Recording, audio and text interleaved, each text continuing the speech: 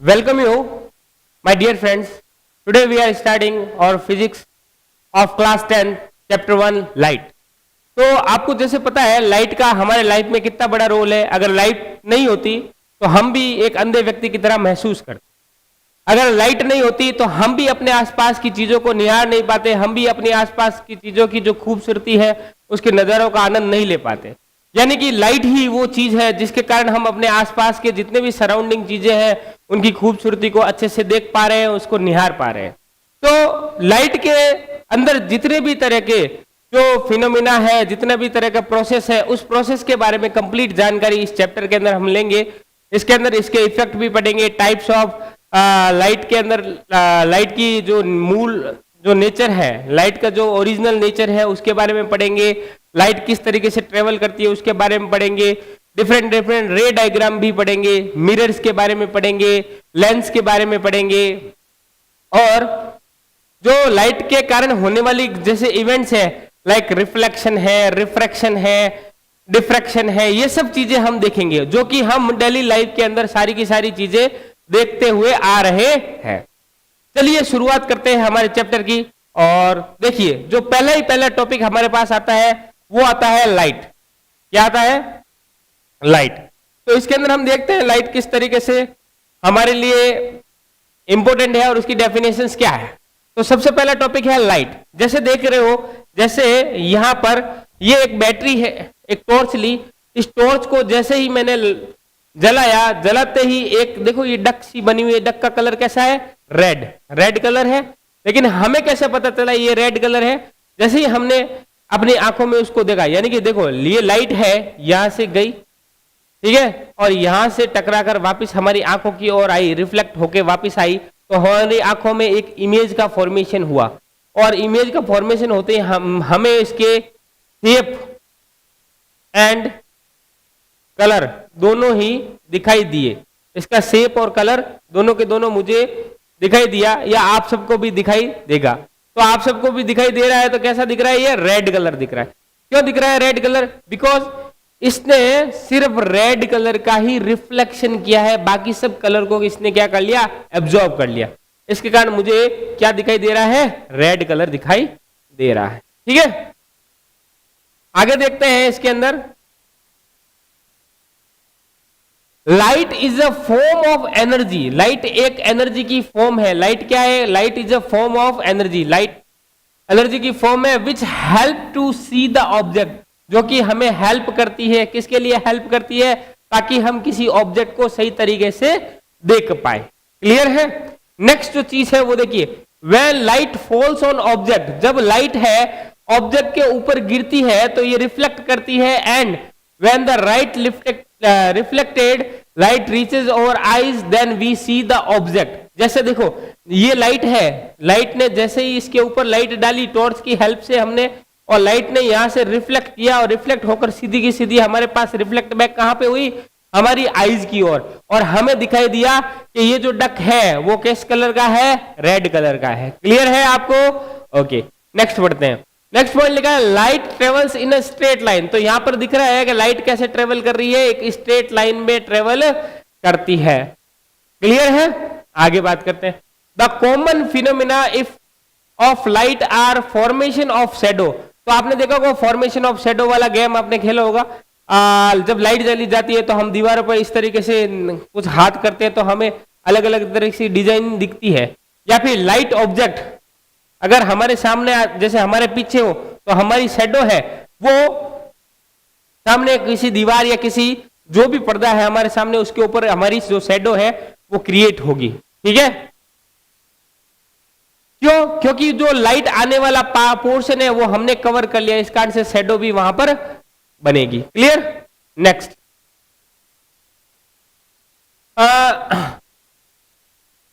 Formation of image by mirror.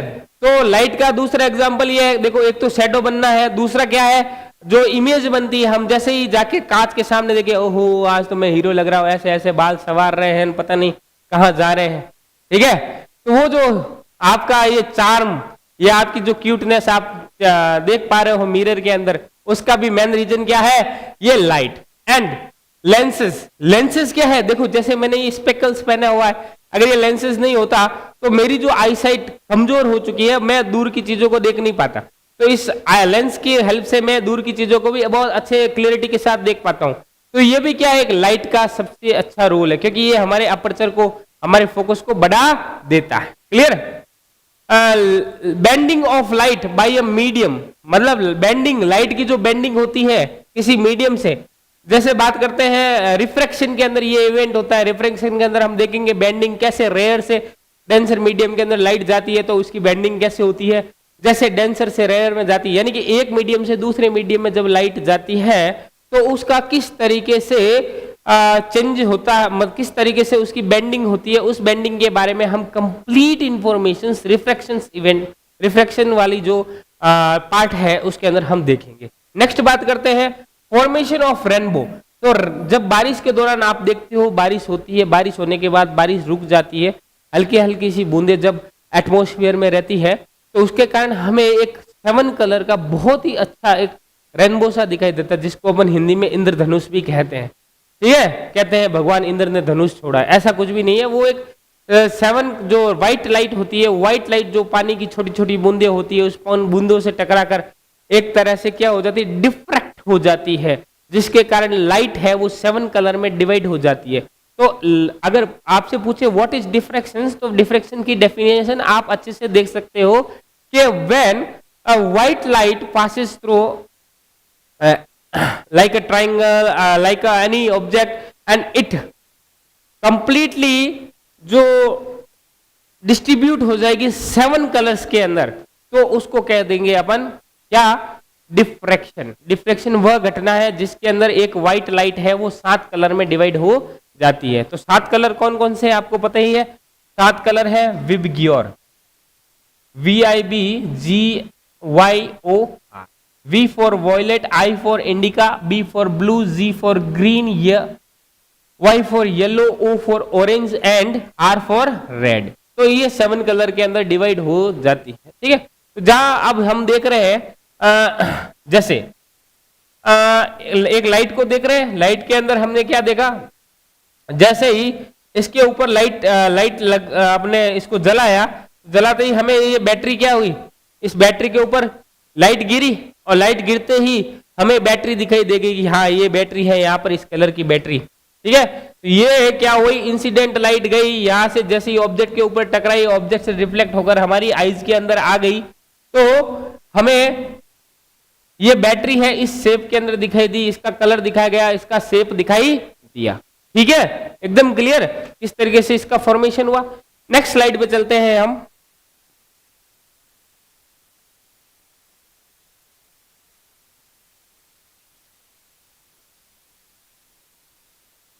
Next slide के अंदर आप देख पा रहे हो, देखो जैसे ये बैटरी है, इस बैटरी से जैसे ही मैंने एक लाइट यहां पर डाली तो लाइट यहां से टकरा कर, ये जो मिरर है यहां से टकरा कर वापस इस डायरेक्शन के अंदर चली गई। ये लाइट थी वो क्या थी, इंसिडेंट लाइट। क्या थी, इंसिडेंट। क्लियर, ये लाइट थी वो क्या थी, इंसिडेंट लाइट। और जैसे ही यहां से टकराई और इस डायरेक्शन में गई तो ये जो लाइट बनी वो बनी रिफ्लेक्टेड लाइट। क्या बनी, रिफ्लेक्टेड या रिफ्लेक्टेड रे। तो इनके बीच में एक इमेजनरी परपेंडिकुलर लाइन ड्रॉ कर दी जाती है। इस इमेजनरी परपेंडिकुलर लाइन को हम बोलते हैं नॉर्मल। क्या बोलते हैं, नॉर्मल। और आपको पता है नॉर्मल और इंसिडेंट लाइट के बीच में जो एंगल बनता है उसको कहलाता है एंगल ऑफ इंसिडेंस, और नॉर्मल और रिफ्लेक्शन के बीच में जो एंगल बनता है उसको कहलाते हैं एंगल ऑफ रिफ्लेक्शन। इसको रिप्रेजेंट करते हैं स्मॉल आई से, इसको करते हैं स्मॉल। यहां पर देख सकते हो लाइट के कारण होने वाला एक इवेंट है। जैसे देखो ये पानी है, झरनों से पानी बह रहा है, और जैसे ही हम इसको देखेंगे तो झरनों पर अक्सर आपको इंद्रधनुष देख या रेनबो काफी हद तक देखने को मिलते हैं। क्यों, क्योंकि वहां पर वाटर्स है, वो एयर के अंदर मॉइस्चर के रूप में प्रेजेंट रहता है, और वाटर है वो लाइट को डिफ्रेक्ट करने का काम करता है, जिसके कारण हमें उसके 7 के 7 कलर दिखाई देते हैं। ठीक है, तो ये देखो ये एक मैंने आपको बताया था डिफ्रैक्शन, किस तरीके से डिफ्रैक्शन होता है। ये डिफ्रैक्शन है, ये व्हाइट लाइट है, जैसे ही यहां से पास हुई, पास होते ही वो 7 कलर के अंदर डिवाइड हो गई, और इस इवेंट को हम क्या कहते हैं? डिफ्रैक्शन कहते हैं। क्या कहते हैं? इस इवेंट को डिफ्रैक्शन कहते हैं। और ये जो 7 कलर है वो मैंने आपको बताया था, ये है violet, indigo, blue, green, yellow, orange और रेड विब योर। बात मेरी समझ आई जो मैं आपको समझाना चाह रहा हूं एग्जाम्पल की हेल्प से। एक और एग्जाम्पल देख लेते हैं। जैसे ये देखो, ये भी एक लाइट के एक फिनोमिना है। क्या नाम है इस फिनोमिनन का? इस फिनोमिनन का नाम है रिफ्रैक्शन। ये भी क्यों दिखाई देता है? Because of refraction. ये ऐसा क्यों होता है? Because of reflection. और ये ऐसा क्यों दिखाई देता है? Because of diffraction. ठीक है, ये अलग अलग इवेंट्स है सबके अंदर दिखाई देने वाले, जिसके कारण हमें ऐसा ऐसा दिखाई देता है। क्लियर? तो रिफ्रैक्शन के कारण ही इस ग्लास के अंदर एक पेंसिल डाल दें या पेन डाला हुआ है, और हमें पेन तो एक्चुअल में वो एकदम सीधा का सीधा रहेगा, लेकिन हमें दिखाई देता है टेढ़ा टेढ़ा। क्लियर है? जैसे कोई पेन को आगे से किसी ने उसको ऐसे करके तोड़ दिया। क्लियर? एकदम ठीक। नेक्स्ट स्लाइड पे चलते हैं हम। देखिए नेक्स्ट स्लाइड पढ़ते हैं। अगला टॉपिक है हमारा रिफ्लेक्शन ऑफ लाइट। जैसा कि मैंने आपको डेफिनेशन में बताया था, एक इंसिडेंट लाइट है, एक सरफेस पे आके टकराएगी और टकराकर वापस रिफ्लेक्ट बैक होकर हमारे आईज की तरफ जाती है, जिसके कारण उसे ऑब्जेक्ट की जो प्रॉपर शेप है उसके कलर का है, वो उसकी कलर और शेप का फॉर्मेशन है, उसकी क्या बनेगा? उसकी कलर और शेप का जो इमेज है वो हमारी आंखों में बनेगा। तो इस इवेंट को हम बोलते हैं रिफ्लेक्शन। तो रिफ्लेक्शन की डेफिनेशन यहां पर दी हुई है। क्या दी हुई है? When light falls on a highly polished surface. किसके ऊपर आके गिर रहा है? हाईली पॉलिश्ड, मतलब बहुत ही स्मूथ सरफेस होना चाहिए। जितना स्मूथ सरफेस होगा, जितना क्लियर सरफेस होगा, उतनी ही क्लियर इमेज वहां पर क्रिएट होगी। क्लियर है आप सबको? ठीक है। Like a mirror or most of a light is sent back into the same medium। तो इस केस के अंदर क्या होगा? अगर सरफेस स्मूथ होगी या बहुत ही ज्यादा क्लियर सरफेस होगी, तो ज्यादातर जो लाइट उसके ऊपर इंसिडेंट हुई वो ज्यादातर की क्या हो जाएगी?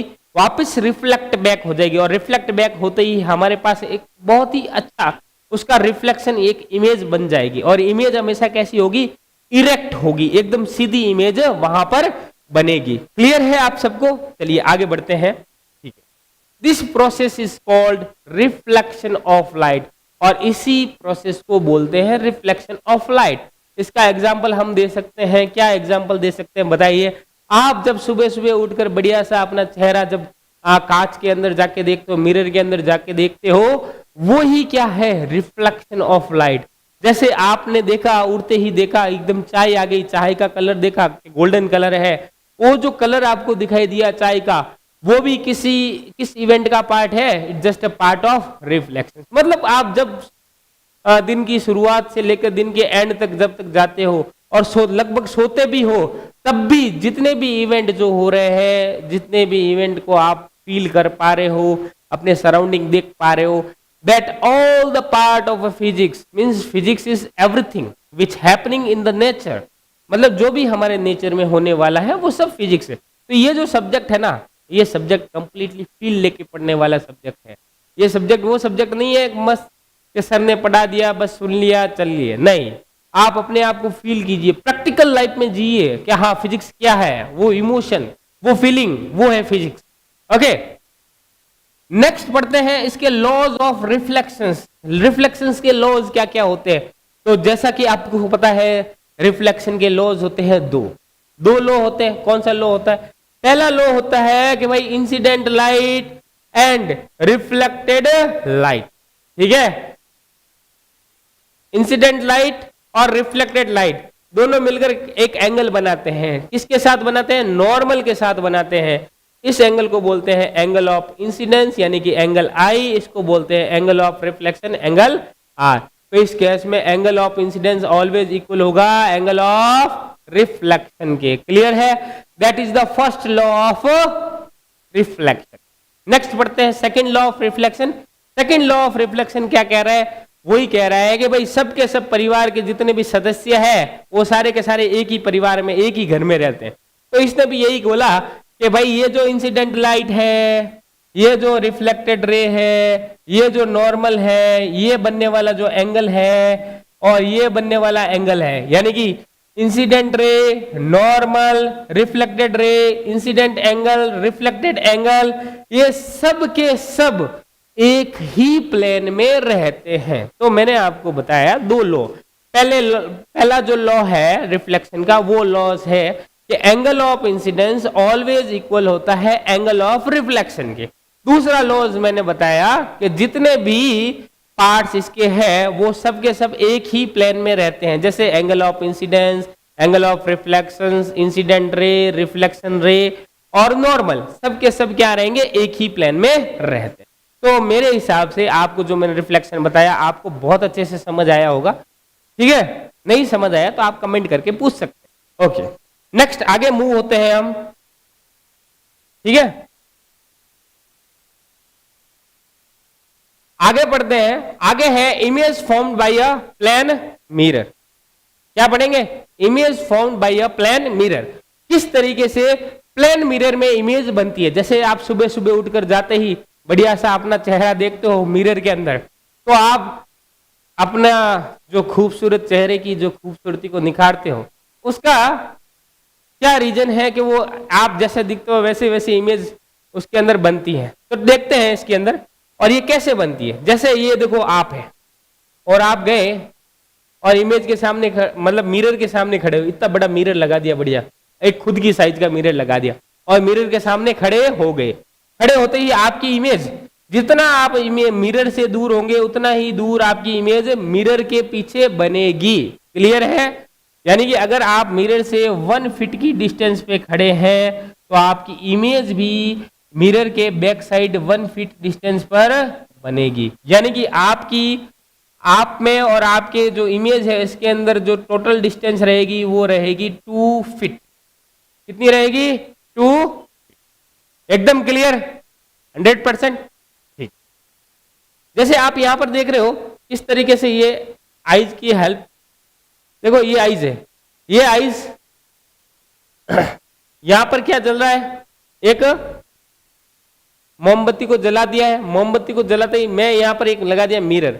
अब मिरर के अंदर मैं देख रहा हूं मिरर से क्या, या मोमबत्ती से क्या आ रही है, लाइट है, वो मिरर पर टकरा रही है और मिरर से टकरा कर कहां आ रही है, वापिस हमारी आंखों में आ रही है और हमें मोमबत्ती जलती हुई सी दिखाई दे रही है। येलो कलर की फ्लेम में इसको येलो और व्हाइट कलर के अंदर देखा जा रहा है। इसकी इमेज कहां फॉर्मेशन हुई, इसकी इमेज फॉर्मेशन हुई हमारी आईज में। तो ये देखो किस तरीके से इंसिडेंट लाइट यहाँ आई और यहाँ पर टकरा कर वापिस रिफ्लेक्ट हुई और इमेज कहाँ बनी, इस मिरर में। जितना दूर ये मोमबत्ती रहेगी मिरर से उतनी ही दूर इसके बैक साइड में क्या बनेगी, इस मोमबत्ती की इमेज बनेगी। तो ये क्या है, इमेज, और ये क्या है, ऑब्जेक्ट। क्लियर है एकदम, ठीक है। जैसे देखो एक ने इसे हाथ करके एक इमेज बनाया है, ठीक है, तो आप भी ऐसे हाथ करोगे तो हाथ में इमेज बनेगी। लेकिन मिरर इमेज की क्या क्या खासियत होती है, क्या क्या होते हैं, वो पॉइंट बाय पॉइंट अपन पढ़ लेते हैं। देखो, the image is erect. Image हमेशा कैसी बनेगी, एकदम सीधी इमेज बनेगी। कैसी इमेज बनेगी, एकदम सीधी इमेज बनेगी। जैसे अगर हमें ऐसे खड़े हुए ना तो हमारा सर ऐसे ऊपर है तो हमारा सर ऊपर ही आएगा, ऐसा नहीं है हमारा सर नीचे चले जाएगा। ठीक है, आप बोलोगे सर मूवी में हमने देखा है कि सर नीचे चला जाता है। हाँ, मूवी है, वो कुछ भी हो सकता है, बट रियलिटी के अंदर आपका जो चेहरा जैसा है वैसा ही रहेगा, उसमें कोई तरह का चेंज नहीं आता है।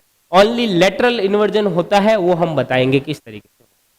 The image is same size as the object. ऐसा है जैसी इमेज है वैसा ही दिखाई देगा, ऐसा नहीं है आप जैसे क्या था रूपवान हो ऐसे ही रूपवान आप उसमें इमेज में दिखोगे मिरर में। ऐसा नहीं है कि खड़े हो जाओ बढ़िया कि आज तो मैं वहां खड़ा हूंगा एकदम सलमान खान जैसा दिखना शुरू कर दूंगा, ऐसा नहीं है। आप जैसे हैं आप वैसे ही दिखाई देंगे। ठीक है, the image is at the same distance from the mirror as the object in front of it. ये मैंने आपको बताया था, जितना आप इमेज से दूर रहेंगे, मतलब जितना ऑब्जेक्ट इमेज से दूर, मतलब मिरर से दूर रहेगा, उतनी ही पीछे इमेज है मिरर के पीछे फॉर्म होगी। जो ये मैंने एग्जांपल लेके आपको बताया था कि अगर ये 1 फीट की डिस्टेंस पे खड़ा है और तो इमेज भी इसके 1 फीट पीछे मिरर में बनेगी, यानी कि जो टोटल डिस्टेंस रहेगी इस ऑब्जेक्ट और इस इमेज के बीच में, वो टोटल डिस्टेंस रहेगी वो 2 फीट रहेगी। ठीक है, क्लियर एकदम। और इरेक्ट कैसे बनती है, यहां पर देखो एक हाथ लेके ऐसे खड़ा है, इस हाथ की इमेज यहां पर दिखाई दे रही है, एकदम इरेक्ट इमेज बन रही है। ठीक है, एकदम सीधी सीधी। आगे देखो, the image is virtual can not be obtain on screen. Image क्या है, कंप्लीटली वर्चुअल है, इसको स्क्रीन पर नहीं लेके आ सकते हैं। ठीक है, इमेजनरी है, वर्चुअल है। The image is laterally inverted. Laterally inverted का मतलब ये हुआ, अगर मैं यहां पर एक मिरर, ये मिरर लगाऊं, ये मिरर है, इस मिरर में अगर कोई लेटर लिखूं, जैसे ये बी लिखूं, तो लेफ्ट राइट हो जाता है, राइट लेफ्ट हो जाता है, यानी कि जो बी है वो आपको कुछ इस तरीके का दिखाई देगा। अगर मैं जैसे यहां सी लिखूं और इसका लेटरल इन्वर्जन क्या हो जाएगा, ऐसा हो जाएगा। क्लियर है, कोई दिक्कत नहीं। ठीक है, जैसे अगर मैं यहां पर मान लेते हैं डी लिखूं, ये डी कुछ ऐसा है, लेटरल इन्वर्जन क्या हो जाएगा इसका, कुछ ऐसा हो जाएगा। ठीक है, यानी कि लेफ्ट राइट हो जाएगा, राइट लेफ्ट हो जाएगा, ये है लेटरल इन्वर्जन। इसका लेटरल इन्वर्जन एक और एग्जांपल लेते हैं, जैसे अगर मैं कोई यहां पर पी लिखूं तो पी कुछ इस तरीके का बन। क्लियर है आपको किस तरीके से मिरर में इमेज फॉर्म होती है, किस तरीके के इमेज की जो प्रॉपर्टीज है वो कैसी कैसी रहती है, उसका क्या नेचर रहता है, वो आपको समझ आया होगा। चलिए नेक्स्ट स्लाइड की ओर हम चलते हैं।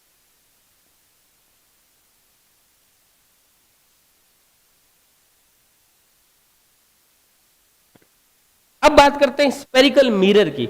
एक्चुअल में स्पेरिकल मिरर होता क्या है, उस स्पेरिकल मिरर से, मिरर को काट कर हम दो जो मिरर्स बनाते हैं, जैसे कॉन्वेक्स और कॉनकेव मिरर, वो क्या होते हैं, उसका नेचर क्या होता है, किस तरीके से हम उसको पढ़ेंगे और किस तरीके से उसके अंदर इमेज फॉर्मेशन होता है, कहाँ कहाँ हम ऑब्जेक्ट को रखें जिससे हमारे पास जो इमेज है बहुत अच्छी और अच्छी क्वालिटी के अंदर उसके हमें वापस से प्राप्त हो। तो ये सब चीजें हम यहाँ पर देखेंगे। तो देखते हैं, सबसे पहले स्पेरिकल मिरर की ही डेफिनेशंस देख लेते हैं, क्या होता है स्पेरिकल मिरर, वो देखिए। Spherical mirror is a curved mirror. एक स्पेरिकल मिरर क्या है, एक कर्व्ड मिरर है, कर्व मतलब इस तरीके से। ठीक है, which is a part of a hollow sphere. लेकिन जो किसका पार्ट है, एक होलो स्पेयर का पार्ट है। किसका पार्ट है, एक होलो स्पेयर। स्पेयर मतलब गोला, जो आपने पढ़ा होगा, जैसे आपकी बॉल, गेंद, एक क्या है, स्पेयर है।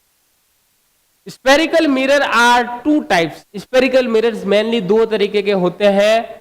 दे आर कॉनकेव मिरर और दूसरा होता है कॉनवेक्स मिरर। दो तरीके के स्पेरिकल मिरर्स होते हैं, पहला होता है कॉनकेव, दूसरा होता है convex.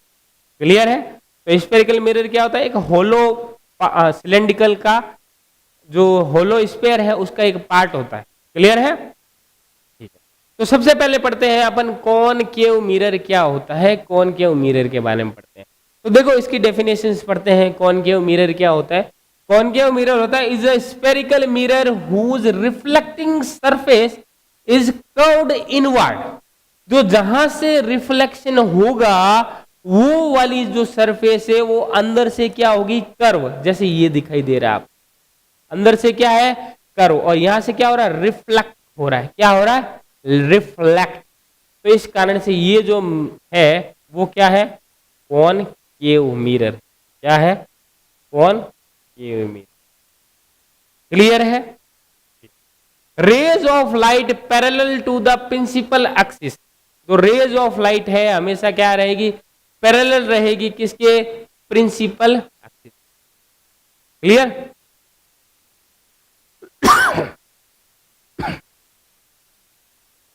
After reflections from a concave mirror meet at a point. Concave mirror देखो, जैसे अगर इन्फिनाइट पे कोई ऑब्जेक्ट रखा है तो ये रेज ऑफ लाइट जिस तरीके से यहां से आई और रिफ्लेक्ट हुई, कहां से पास हो गई, फोकस से। वापिस ये यहां से आई, कहां से पास हो गई, फोकस से।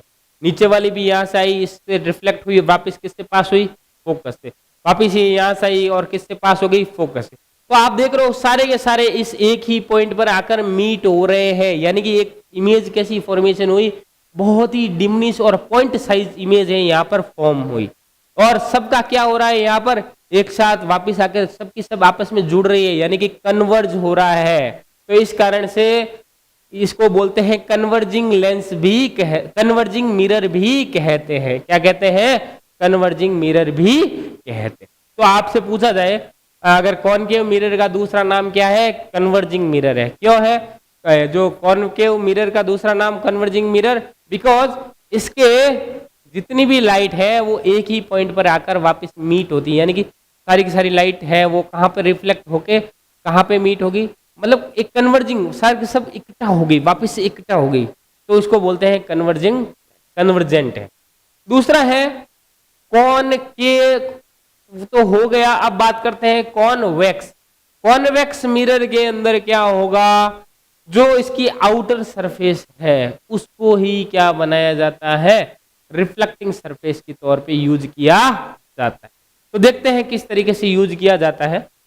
Is a spherical mirror whose reflecting surface is curved inward. ठीक है, जिसकी रिफ्लेक्टिंग सरफेस है वो क्या होगी? कर्व्ड इनवर्ड की जगह यहां गलत कर देना, आउटवर्ड। ठीक है, rays of light parallel outward.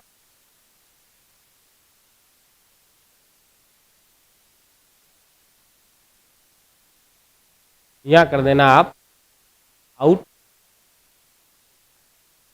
Clear? Rays of light parallel to the principal axis after reflex convex mirror get diverse. देखो यहां पर आप देख रहे हो इस इमेज के अंदर किस तरीके से ये जो आउटर सरफेस है इसको लाइट यहां टकराई, टकराने के बाद वापस रिफ्लेक्ट हो गई, टकराने के बाद वापस रिफ्लेक्ट हो गई, यहां से टकराई और वापस प्रिंसिपल एक्सिस पे वापस चली गई, यहां से टकराई वापस रिफ्लेक्ट हो गई, ये रिफ्लेक्ट हो गई। मतलब जो भी लाइट यहाँ पे आके टकरा रही है वापस ऐसे ऐसे डाइवर्ज हो रही है, ऐसे ऐसे डाइवर्ज हो रही है। ठीक है, मतलब वापस से बिखर रही है, यहाँ पर जुड़ रही है और इसके अंदर बिखर रही है, यहाँ पर ऐसे आ रही है और यहाँ पर ऐसे जा रही है। क्लियर है? ठीक है। तो convex mirror get diverge and appear to come from a point behind the mirror. और अगर पूछे इसकी इमेज अगर हमें बनानी है, इमेज इसकी कहाँ बनेगी, तो इसकी इमेज बनती है